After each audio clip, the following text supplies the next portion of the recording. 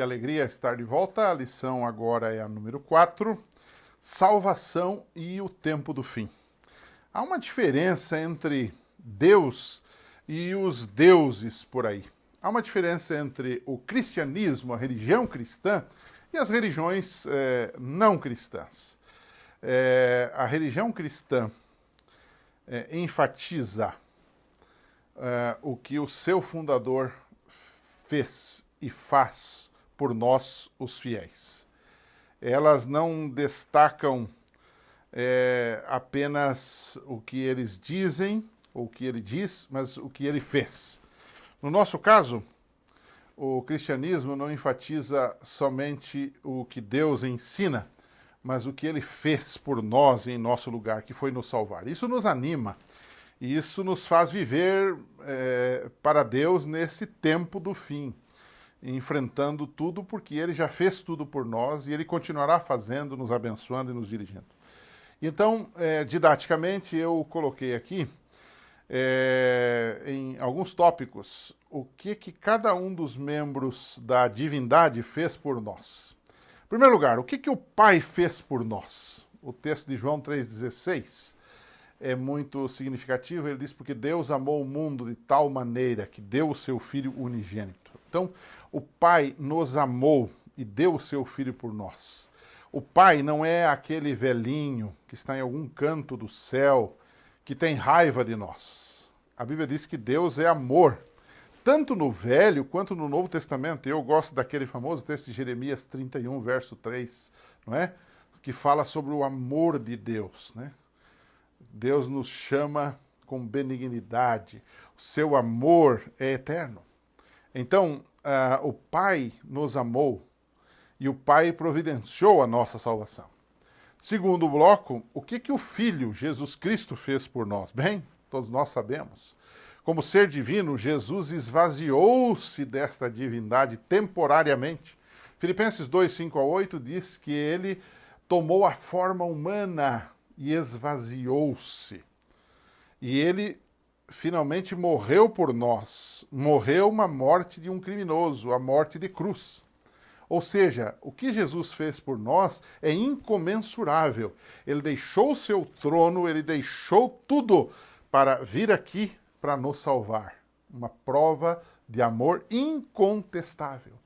Fez mais por nós, viveu aqui sem pecado, morreu e ressuscitou por amor a nós, para que tivéssemos a garantia da vida eterna.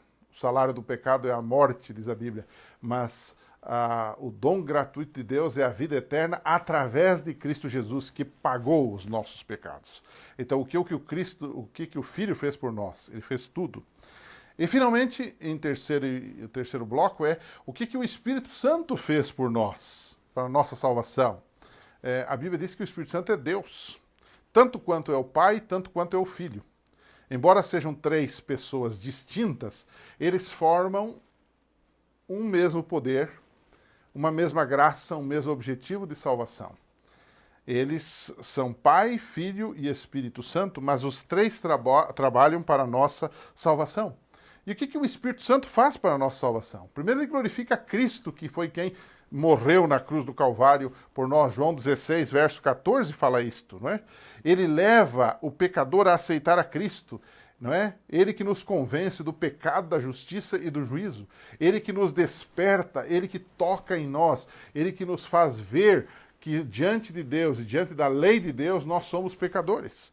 Esse é o trabalho do Espírito Santo. E depois que nós somos convertidos, depois que aceitamos a Cristo, o que o Espírito Santo continua fazendo por nós? A Bíblia diz que ele concede dons, não é? 1 Coríntios 12, verso 11, diz que ele concede dons àqueles salvos por Cristo, para que eles possam pregar o Evangelho ao mundo e edificar a própria igreja. Então, os três trabalham para a nossa salvação.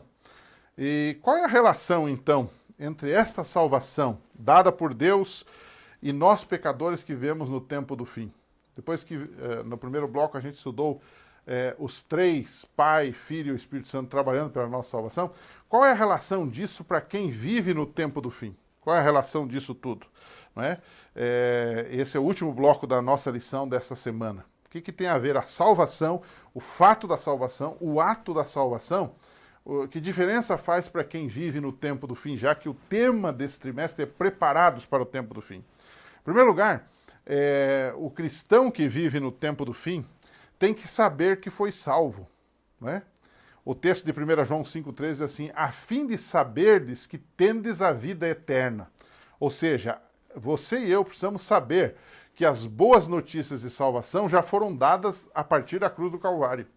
Ou seja, nós não precisamos mais viver tristes ou acabrunhados por causa dos nossos pecados. Eles já foram perdoados na cruz do Calvário. Esta é a boa nova, essa é a grande notícia da salvação. Mas diante disso, o mesmo verso que é 1 João 5, 1 a 13, nos desperta para o fato de que o cristão também tem que ter certeza da sua salvação. Há muita gente que, se você está pregando, você pergunta, quantos aqui creem ou têm certeza da salvação? Talvez uns 2, 3, uma metade vai levantar a mão. Os outros têm medo, porque eles acham que isso é presunção. Bom, o cristão ele tem que ter certeza da salvação. Ele tem que ter certeza de que ele foi salvo por Jesus. Ele tem que viver isto, isso vai lhe trazer paz, isso vai lhe trazer alegria. Isso vai lhe trazer esperança de que, embora ele está num mundo de pecado e ele ainda seja pecador, a graça de Deus é suficiente para perdoá-lo, para purificá-lo, para fazê-lo andar nos caminhos de Deus e, finalmente, para levá-lo para o céu. Então, o cristão que vive no tempo do fim é alguém que é convicto da sua salvação. E aí vem uma questão que a gente pode usar para terminar a lição dessa semana, que eu coloquei justamente no finalzinho, na conclusão, né? É a seguinte, como é que alguém pode declarar-se salvo em Jesus e não ser um presunçoso, né? E aí tem aquele famoso texto de Mateus 7, 21 a 23, não é? Que fala daqueles que no dia final vão chegar para Jesus, em teu nome não expelimos demônios, em teu nome não fizemos curas, não fizemos maravilhas, e o Senhor vai dizer para eles, nunca vos conheci, apartai-vos de mim, vós que praticais a iniquidade. Então esses eram os presunçosos. Eles achavam que estavam salvos, mas não estavam salvos. Porque a vida deles também não dava demonstrações disso. As boas obras não vinham. E aí vem uma segunda pergunta, não é? Como você sabe, ou de onde vem essa certeza da salvação que você e eu devemos ter?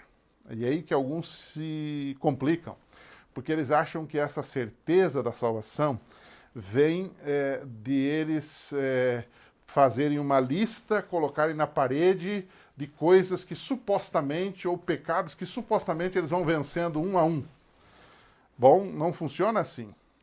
Nós somos salvos não por causa de uma lista que fazemos. Nós somos salvos, essa fidelidade, essa obediência, ela decorre da certeza daquilo que Cristo já fez por nós. Nós precisamos aceitar o que Ele fez por nós, para que Ele produza em nós as boas obras. A Bíblia diz, Ele opera em vós o querer e o efetuar. Portanto, tudo surge de uma entrega, de uma submissão a Jesus. E então o pecado passa a não ter mais lugar na nossa vida.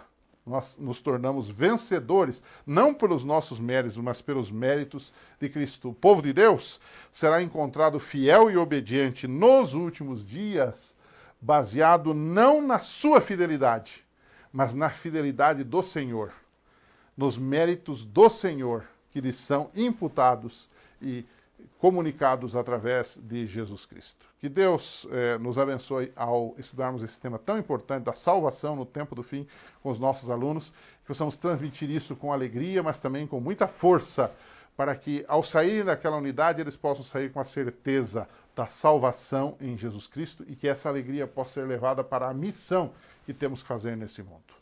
Um abraço, semana que vem a gente se encontra aqui, até lá.